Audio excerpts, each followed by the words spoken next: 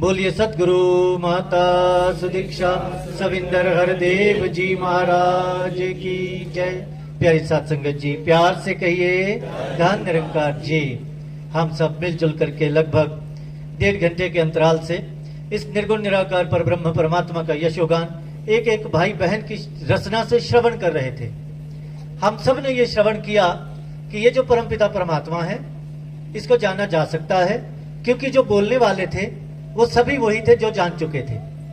इसलिए वो अपना प्रैक्टिकल बात कह रहे थे, वो हल्फिया बयान दे रहे थे, वो स्टेटमेंट दे रहे थे अपनी। वो कल्पना में नहीं कह रहे थे कि शायद अभी हम लगे हुए हैं, क्या पता मिल जाए, तुम भी लगे रहो मिल जाएगा। अगर थोड़ा आप ध्यान दें उन लोगों उन महात्माओं की, सब जिन्होंने यहां खड़े होकर सबने अपना स्टेटमेंट दिया, उन्होंने अपने को कहा हम इतने सहम गवाह हैं, मैं गवाही देता हूं इस बात की, दावा किया उन्होंने। अभी महात्मा यहाँ की लोकल भाषा में भी चंबियाली में कह के गए। उन्होंने कहा कि जल में मीन प्यासी मोहे देखत आवे हासी, कि जल में जैसे मीन प्यासी है ऐसे ही हम प्यासे। उन्होंने किसी और की तरफ मुखातिब किया हो नहीं किया हो, लेकिन अपने लिए जरूर कहा कि मैं भी जल में ऐसे ही मीन की तरह प्यासा था, लेकिन जब इस निराकार ब्रह्म का पता चला, इस निर्गुण निराकार परम सत्ता का पता चला, तो मुझे सारी समझ आ गई। एक एक भाई बहन ने इसी और मुखातिब किया, कोई दूसरी बात नहीं की, ना कोई खंडन किया ना कटाक्ष किया। सब मुबारक है, सबके लिए कहा मुबारक है। हम भी इसी समाज का अंग है, इसी में जीते हैं, इसी में पल बढ़ रहे हैं। किसी को यह प्राप्ति 40 वर्षों में हुई, दास को 30 वर्ष की उम्र में हुई। हमारे पास भी बड़े सवाल थे, कम नहीं थे। सवालों का कारण केवल शास्त्रों का अध्ययन था कि शायद ऐसा क्या हो सकता है, परमात्मा देखा भी जा सकता है। ये बड़ी विचित्र बात है, ये बड़ा विचित्र लगता है सुनने में। क्या परमात्मा देखा जा सकता है? बड़ा विचित्र है। तो फिर एक सवाल जो युगों से चल रहा है, वो प्रत्येक शिष्य ने अपने गुरु के आगे किया। वो सवाल है को अहम, मैं कौन हूं? प्रत्येक शिष्य ने पढ़ ले, जितना मर्जी हम अध्ययन कर ले माइथोलॉजी का, धर्मशास्त्रों का। ये सवाल है मैं कौन हूं? हे गुरुदेव मैं कौन हूं? मैं किस लिए आया हूं? मेरा उद्देश्य क्या है? मेरा लक्ष्य क्या है? मुझे क्या प्राप्त करना चाहिए? क्योंकि सबसे पहले आप मुझे यह बताओ मैं हूं कौन। यह सवाल खड़ा है। जिसको यह बोध हो गया, जिसको पता लग गया, जिसने इस परब्रह्म परमात्मा को, जो ब्रह्मांड की रचना करता है, यूनिवर्स का जो निर्माता है, जिसको क्रिएटर कहा गया है, जिसको इस परम सत्ता का ज्ञान हो गया, इस ब्रह्म का ज्ञान हो गया, उसका यह सवाल हल हो गया। वो नहीं दोबारा पूछेगा मैं कौन हूं, क्योंकि उसको सतगुरु ने बता दिया बेटा आप इस परम सत्ता की अंश हो। सूक्ष्म अंश जीव अविनाशी चेतन अमल सहज सुख राशि। किस चेतन परम सत्ता की आप एक अंश हो, पता लग गया। अपने आप की पहचान हो गई। इसी पहचान के लिए ये महात्मा यहां से एक मैसेज दे रहे हैं।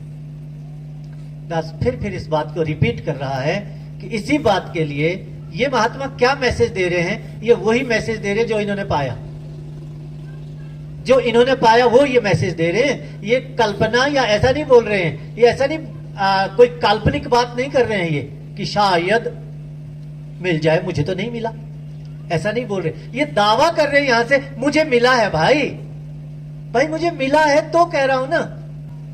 मैं भरद्वाज गोत्र सरस्वत ब्राह्मण हूं, बाधा है, मैं कैसे किसी से पूछूंगा? मैं सब जानता हूं, मुझे सब मालूम है। ये है बाधा, ये है तप। यहां तक पहुंचना तप है। देखो ये दास का कोई भी अपना मनगढ़ंत कोई बात नहीं है। अभी महात्माओं ने रामचरितमानस का जिक्र किया, बालकांड का भी जिक्र हुआ, उत्तरकांड का भी जिक्र हुआ, स्कंद पुराण का भी जिक्र हुआ। स्कंद पुराण में 2 अध्याय हैं जो उमा और शंकर का संवाद है, महादेव और उमा, और उसमें पूरी विवेचना केवल गुरु की गई है। 2 अध्याय स्कंद पुराण में, और उसको बाद में गुरु सप्तक गीता के नाम से भी जाना गया।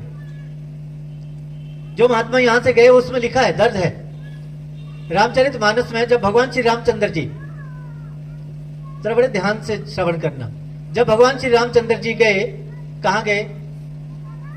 माता शबरी जी के आश्रम में। वास्तव में वो माता शबरी जी का आश्रम नहीं है, वो ऋषि मतंग का आश्रम है, क्योंकि वहां ऋषि मतंग की शिष्य जो है वो शबरी रहती है। ऋषि जब शरीर छोड़ के गए तो कहा, देखना इस समय अपनी संपूर्ण शक्तियों के सहित धरती पर विराजमान है सगुण रूप में। ये निर्गुण ब्रह्म का जो तुझे ज्ञान है ना, सगुण रूप में इस समय धरती पर विराजमान है। देखना शबरी, चूक मत करना। और अगर तेरी भक्ति वास्तव में, तेरी लगन वास्तव में पक्की है तो यहीं आएंगे, जाना नहीं पड़ेगा कहीं, खुद आएंगे। कहते हैं अगर भगवान किसी के वश में होता है तो भगत के वाक्य दूसरा कोई वश में कर ही नहीं सकता। इतनी बड़ी सत्ता को कर सकता है कोई वश में? नहीं, केवल भगत है जिसके वश में हो जाता है। और ऐसे भगत इतिहास में हुए हैं कि जिन भक्तों के लिए भगवान ने नियम तोड़ दिए, अपने ही बनाए हुए नियम तोड़ दिए। दास उन कहानियों की तरफ नहीं जाएगा, बड़ा फिर बहुत समय चाहिए। दास कह रहे हैं जब माता शबरी जी ने चरणों में नमन किया, अश्रुधारा बहने लगी, चरणामृत बन गया और कहने लगी, महाराज मुझे तो भक्ति नहीं आती, आप कृपा करो, आप यहां आए हो, आप कृपा निधान हो, आप तो पालनहार हो, सृष्टि के रचयिता हो, आपने मुझ जैसी पर कृपा कर ली, मुझे तो कुछ आता ही नहीं है। वास्तव में ना मुझे भक्ति आती है, ना कुछ नहीं आता है, कुछ भी नहीं आता है मुझे।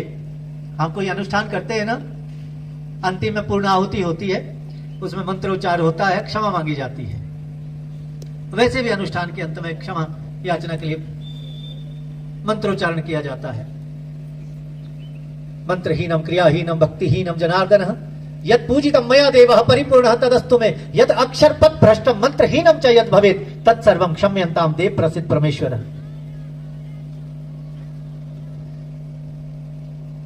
मां शबरी भी कह रही है, प्रभु मुझे कुछ नहीं आता, ना भक्ति से विहीन हूं, मुझे मंत्र नहीं, मुझे कुछ नहीं आता है। प्रभु राम मंद मंद मुस्कुरा रहे हैं, कहते हाँ आप तो ठीक कह रहे, भक्त की अवस्था यही होती है कि वो अपने आप को कहता है मुझे कुछ नहीं आता है।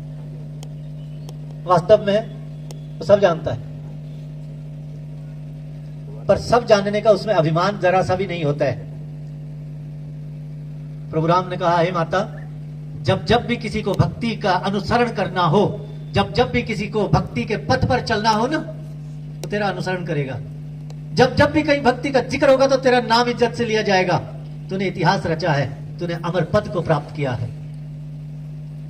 आज भी जिन भक्तों ने इस तरह से भक्ति की है, आज बड़ी इज्जत से नाम लिया जाता है, लोग उनका अनुसरण करते हैं।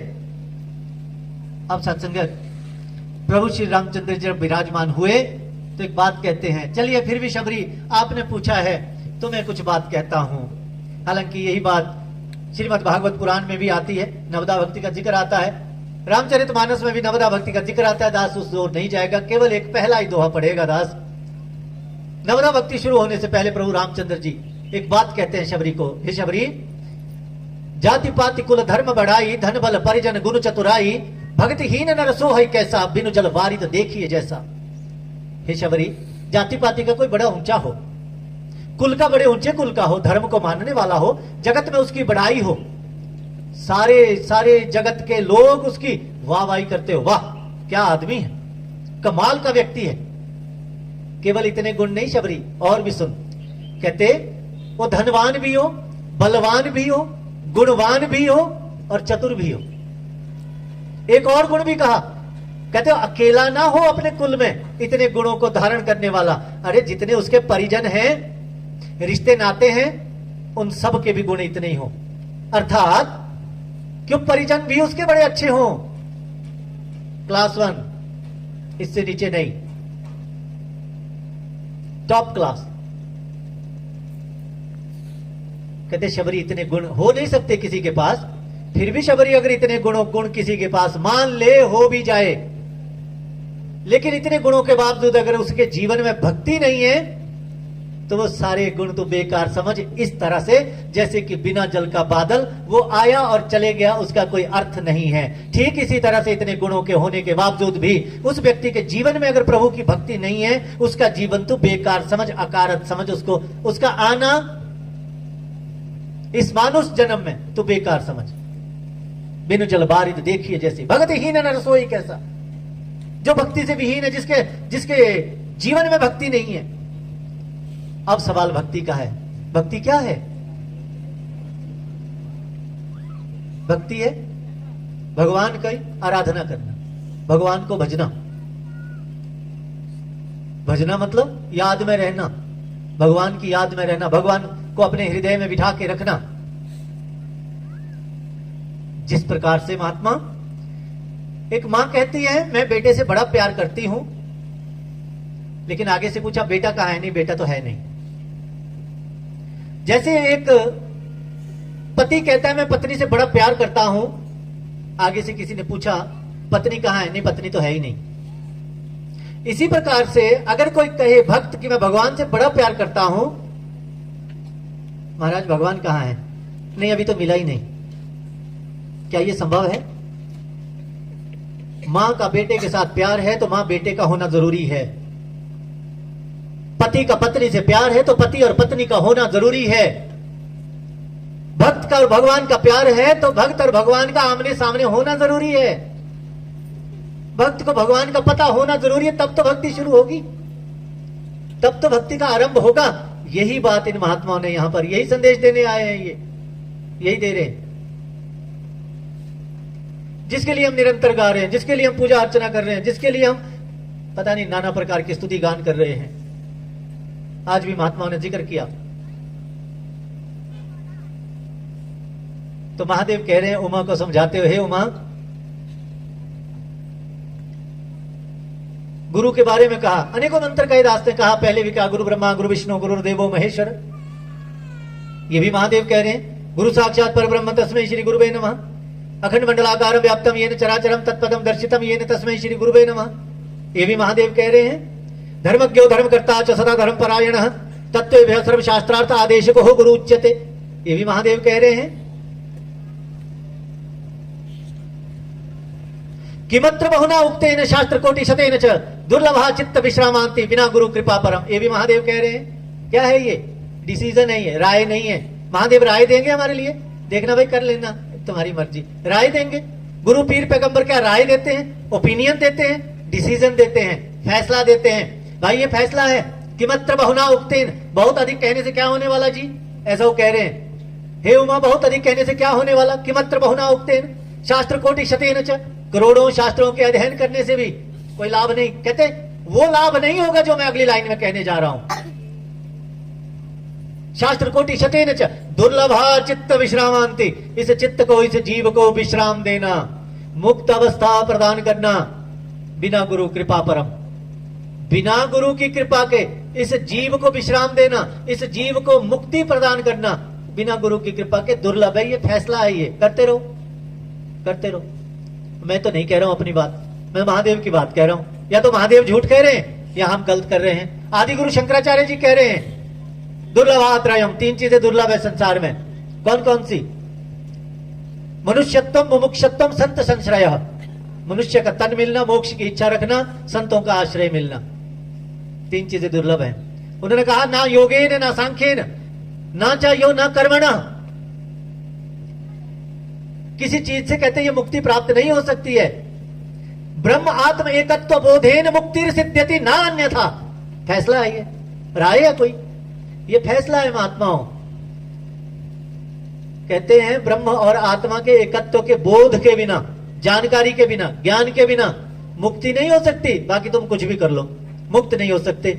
अगले मंत्र में आदि गुरु शंकराचार्य जी कह रहे हैं कि भाई तुम कुछ भी कर लो, 100 ब्रह्म वर्ष तक यत्न कर लो, प्रयत्न कर लो। आजकल तो बड़ा इजी है, गूगल सर्च कर लो कि भाई एक ब्रह्म वर्ष की कितनी आयु है, 100 ब्रह्म वर्ष में कितने वर्ष लगेंगे, गूगल सर्च कर लेना। मैं शायद थोड़ा गलत कैलकुलेशन कर लूं तो गूगल अच्छा बताता है। गूगल पर तो विश्वास है सबको। कहते 100 ब्रह्म वर्ष तक तुम इंतजाम, तुम सारे क्रियाकलाप करते रहना, 100 ब्रह्म वर्ष तक तुम जो मर्जी करते रहना, जब तक इस परम का बोध नहीं होगा गुरु की शरण में जाकर के, जब तक सतगुरु से इस परब्रह्म परमात्मा का बोध नहीं होगा, मुक्ति न सिद्ध्यति, मुक्ति नहीं मिलेगी। बाकी तुम जो मर्जी बन लेना, 100 ब्रह्म वर्ष तक प्रयत्न करते रहना। तो ठीक है, कहते जी करते रहेंगे, तुम्हारा क्या जा रहा है? मना नहीं कोई कर रहा है। पर महात्मा ने कहा कि मनुष्य जन्म अति दुर्लभ, ये मनुष्य तन बड़ा दुर्लभ है। कहते हीरे जैसा जन्म कौड़ी बदले जाए, रात गवाई सोए कर दिवस गवायो खाए। हीरा जन्म अमोल था, कण ही बदले जाए। ये मनुष्य का तन तो बड़ा अनमोल था। कहते देवताओं को भी दुर्लभ है, देवताओं को दुर्लभ है ये मनुष्य तन, देवताओं को दुर्लभ कहा गया है। लेकिन दुर्लभ इसलिए कहा गया है कि इस तन में आकर के, मनुष्य तन ही है जिसमें आकर के इस परम तत्व का ज्ञान प्राप्त किया जा सकता है, जिसका जिक्र यहां महात्माओं ने किया। ये परमात्मा अखंड है। महादेव कह रहे हैं, जरा सुनो महादेव की बात सुनो। महादेव कह रहे हैं, हे उमा, ये जो निर्गुण निराकार ब्रह्म है ना, ये अखंड है। अखंड कहते हैं जिसके टुकड़े ना हो, जिसको टुकड़ों में विभाजित न किया जा सके, उसको कहते हैं अखंड। जिसके खंड ना हो, जिसमें पूरा ब्रह्मांड समाया हो और चर में व्यापक हो, अर्थात जो सर्वत्र व्यापक हो, सब जगह जिसकी मौजूदगी हो, ऐसे तत्पद के, ऐसे परम तत्व के जो शख्स दर्शन करवाता है ना, तस्मै श्री गुरुवे नमः। कहते उमा, गुरु वही है जो ऐसे अखंड के दर्शन करा दे। हम पर भी कृपा हुई है, तब हम ये स्टेटमेंट दे रहे हैं, तब हम ये बयान कह रहे हैं, तब हम ये हल्पिया बयान दे रहे हैं। पता ही नहीं था। मेले में घूमने वाले, तुझे पता ये जगत एक मेला है, यहां पता ही नहीं चल रहा मैं क्यों आया हूं। अरे कोई बात नहीं, मैं किस लिए आया हूं कोई पता नहीं, क्यों जी रहा हूं कोई पता नहीं। ये महात्मा ये संदेश आज दे रहे हैं कि हम कहां से आए हैं, क्यों आए हैं, कहां जाना है। इतना बड़ा ये जो सवाल है उसका जवाब दे रहे हैं। ये मैं कौन हूं, किस लिए हूं, कहां जाना है, ये महात्मा उसका जवाब दे रहे हैं जो युगों युगों से सवाल किया गया। ये निर्गुण निराकार परम सत्ता मेरे साथ ही थी, मेरे साथ ही है। ये परब्रह्म परमात्मा मेरे साथ ही था, साथ ही रहेगा, बस मुझे पता नहीं है। क्यों नहीं है पता? माया का पर्दा है, क्योंकि मुझे, मेरी पहुंच केवल माया तक है, मेरी पहुंच केवल माया तक ही है। मेरी मन और बुद्धि की जो पहुंच है, मेरी आंखों की जो पहुंच है, आंखों की दृष्टि की जो पहुंच है, वो केवल माया तक है, मटेरियल तक है। इससे आगे मैं बढ़ नहीं सकता हूं। इसलिए भगवान श्री कृष्ण जी ने कहा, जहां तेरे भौतिकता का विज्ञान जहां खत्म होता है अर्जुन, वहां से मेरा आध्यात्मिकता का ज्ञान शुरू होता है। जहां खत्म हो जाता है, अर्थात जहां तू ये मान लेता है कि जो भौतिकता है सब नाशवान है, वहां से मेरा ज्ञान शुरू होता है। देखो, भगवान श्री कृष्ण जी ने अर्जुन को ज्ञान करवाया, कुरुक्षेत्र के मैदान में ज्ञान करवाया। अर्जुन वो शख्स है जो उस समय का बहुत बड़ा वैज्ञानिक है। आज की दृष्टि में हम देखें, बहुत बड़ा वैज्ञानिक, कई और लोक में जाके आया है, शिक्षा ग्रहण करके आया है, विद्या ग्रहण करके आया है, हासिल करके आया है, और लोकों में जाकर के ऐसा कहानी में कहा गया है, लिखा गया है, अर्जुन ऐसा शख्स है, आंखों के जो बेस्ट जो लेवल है देखने का, वो 6x6 पैमाना है। लेकिन अर्जुन के पास इससे भी अगर कोई ऊपर का पैमाना है तो वो अर्जुन के पास है। चलिए, नहीं जी महाराज, पैमाना तो वही है, चलो उसी को रखो। पर आंखों के साथ अर्जुन का माइंड कंसंट्रेशन सबसे बेस्ट है। मन की एकाग्रता आंख के साथ उसकी ऐसी है कि जहां वो देख ले वहीं तीर चला ले। इसीलिए उसको सर्वश्रेष्ठ धनुर्धर का खिताब दिया गया उस जमाने में। अर्जुन ने घूमती हुई मछली के आंख में तीर लगा लिया। पहले देखने वालों को पता ही नहीं चला कि अर्जुन है, पता ही नहीं चला, क्योंकि वो तो जंगल से आए थे, पता ही नहीं चला। जैसे तीर लगा सब पहचान गए, हो ना हो ये अर्जुन है, ये अर्जुन ही हो सकता, क्योंकि दूसरा तो कोई कर ही नहीं सकता। पहचान हुई तो हाँ, मैं अर्जुन हूं, पांडुपुत्र अर्जुन हूं, ठीक है।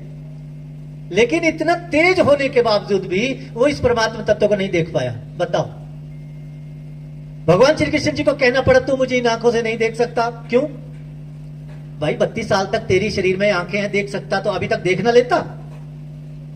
नहीं देख सकता। मैं देता हूं तुझे दिव्य चक्षु, दिव्यम ददामि, मैं तुझे दिव्य चक्षु देता हूं, ज्ञान की आंख देता हूं, तू मेरा विराट स्वरूप देख। आज दास भी एक सवाल छोड़ के जा रहा है, ध्यान से सुनना। मैं भी एक सवाल, एक प्रश्न, तू मेरा विराट स्वरूप देख अर्जुन। दोनों रथ में खड़े हैं, एक याचक बन के बैठा है, भगवान श्री कृष्ण जी वासुदेव खड़े हैं, उपदेश दे रहे हैं जो गीता में दर्ज हुआ।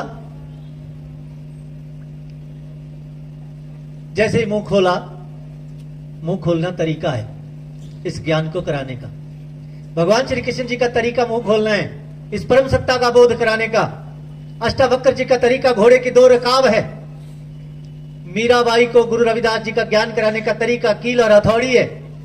भगवान श्री कृष्ण जी ने मुंह खोला, कहा ये देख मेरा विराट स्वरूप देख।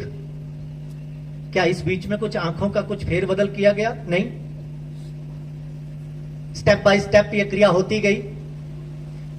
तू जो अभी तक नहीं देख रहा था अब देख। इसका मतलब कुछ दिखाया गया, क्योंकि देखने का विषय है। भगवान श्री कृष्ण जी कह रहे ये देख मेरा विराट स्वरूप। और जैसे ये विराट सत्ता नजर आई, अर्जुन ने हाथ जोड़ करके कहा नमः पुरस्तादत्त पृष्ठतस्ते नमो अस्तु।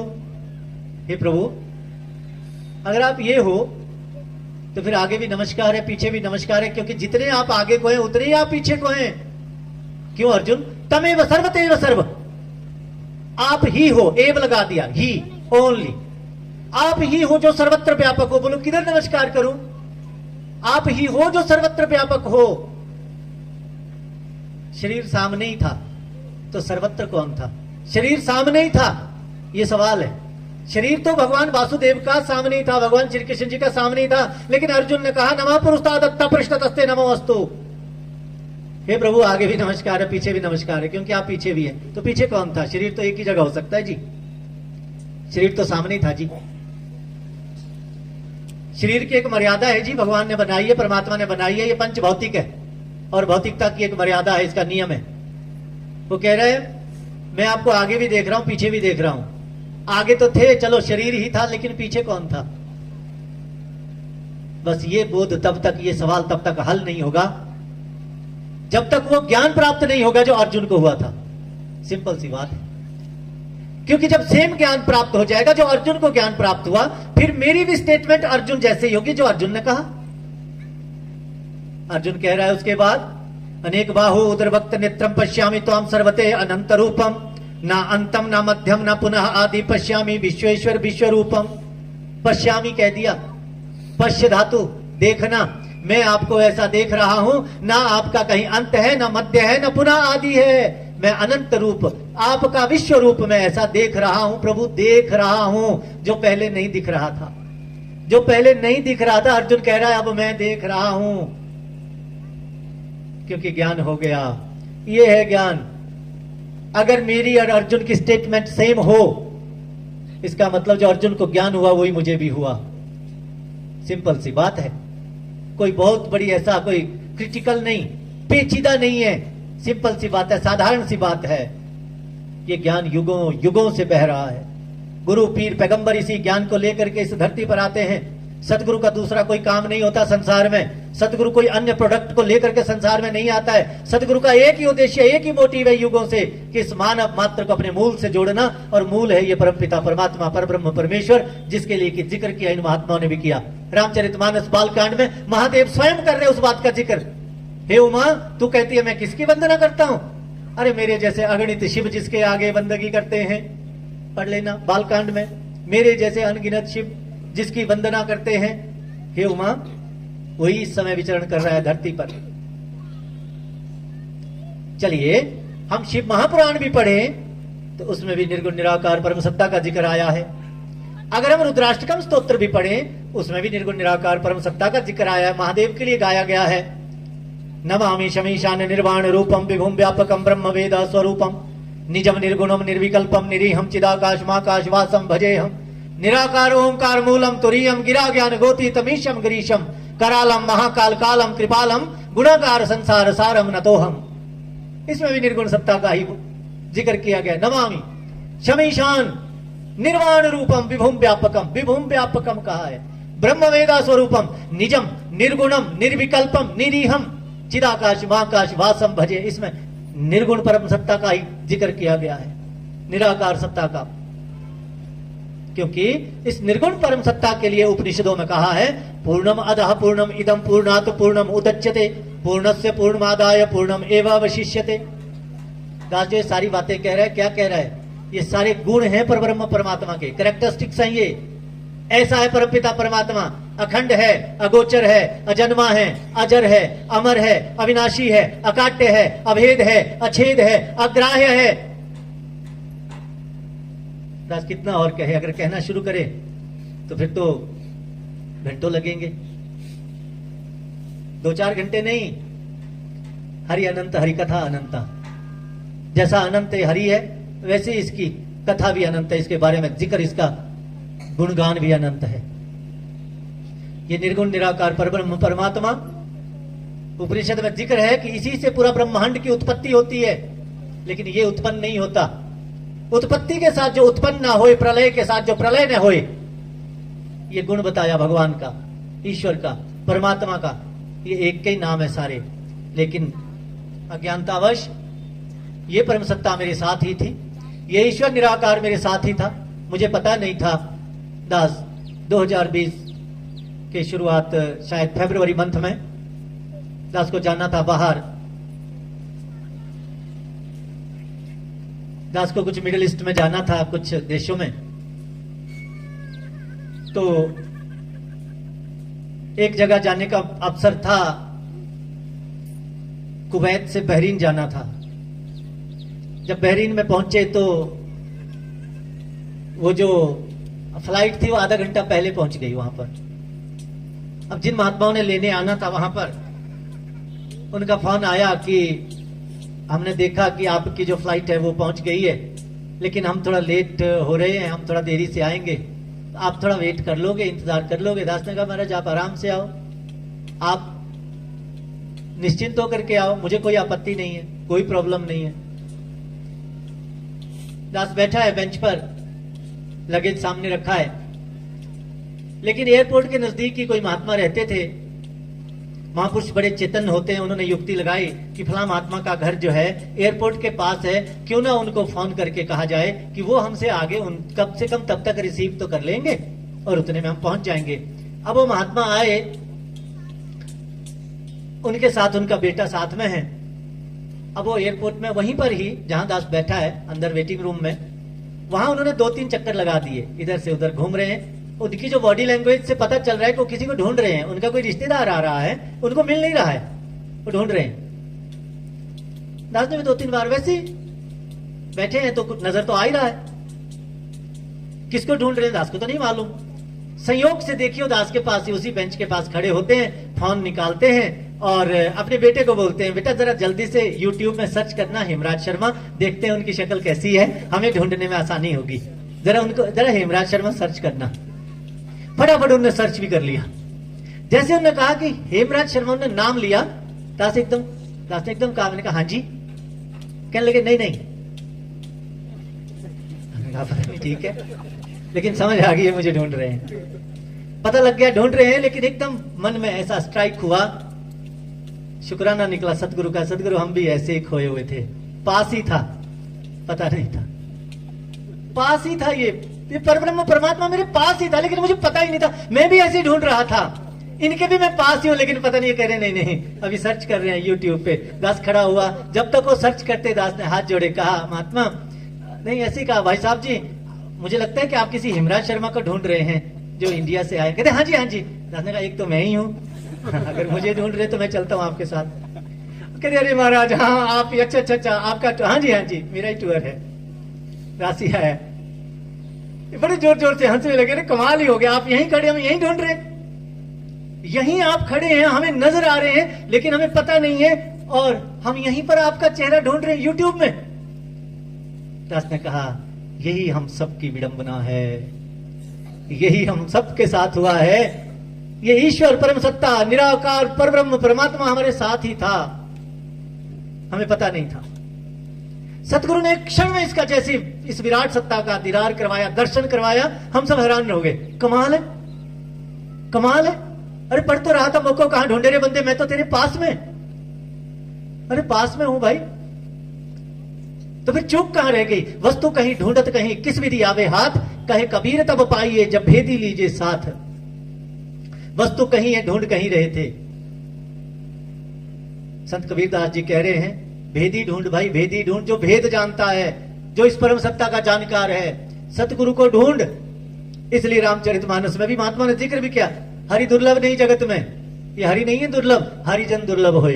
आप महात्मा दुर्लभ है, ब्रह्म ज्ञानी दुर्लभ है, तत्ववेता दुर्लभ है, सतगुरु दुर्लभ है, क्यों वहां हम पहुंच नहीं सकते? नहीं जी, आना आपने सत्संग। नहीं नहीं, जब बुलावा आएगा तो जरूर जाएंगे। तो जो हम कह रहे हो क्या है? वो बुलावा नहीं है महाराज। जब वो बुलाएंगे ना तब आएंगे। क्यों? आप ही रह गए जिनको भगवान बुलाएंगे। हमें भी नहीं बुलाया, हम भी खुद गए आगे। कमाल, बड़े अजीब अजीब से जवाब। कहीं तो ऐसे महात्मा, चलो ठीक है, कभी आप ही गए सत्संग में, ज्ञान भी ले लिया, बैठे हैं घर में, महात्मा ने कहा चलो सत्संग। नहीं नहीं, आज तो बहुत काम है, मेरे लिए भी अरदास कर लेना, मेरे लिए भी प्रार्थना करना, आशीर्वाद लेके हमारे लिए भी आप ही मांग लेना जी। ऐसे भी तर्क मिलते हैं। दास ने एक जगह कहा, भाई साहब जी वहां पर लंगर भी है, आपके हिस्से का मैं ही खा जाऊं? नहीं, वो तो नहीं खा सकते आप, वो तो मुझे ही खाना पड़ेगा।